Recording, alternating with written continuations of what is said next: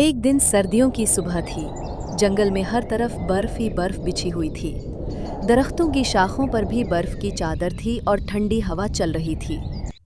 रीछ अपने घर में आराम से सो रहा था क्योंकि उसे सर्दियों की नींद बहुत पसंद थी। मगर माशा कहाँ मानने वाली थी। वो अपनी छोटी कोट पहने मफलर लपेटे बर्फ में खेलने निकल गई। वो दौड़ती, बर्फ के गोले बनाती और हंसती जाती।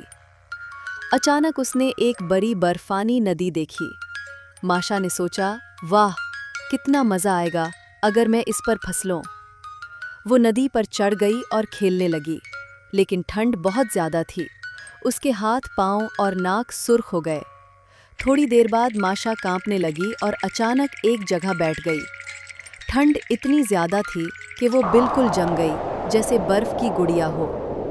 उधर रीछ को नींद में ख्वाब आया कि माशा किसी मुश्किल में है। रीछ फौरन उठा, अपना कोट पहना और जंगल की तरफ निकल गया। वो आवाज़ें लगाता रहा, माशा, माशा कहाँ हो?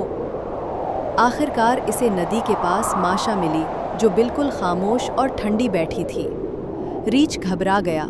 उसने फौरन माशा को अपनी बड़ी नरम खाल में लपेटा, अपने गर्म सांस से उसे सुकून दिया और तेज़ी से घर ले आया। घर आकर रीछ ने आग जलाई, गरम दूध तैयार किया और माशा को दिया।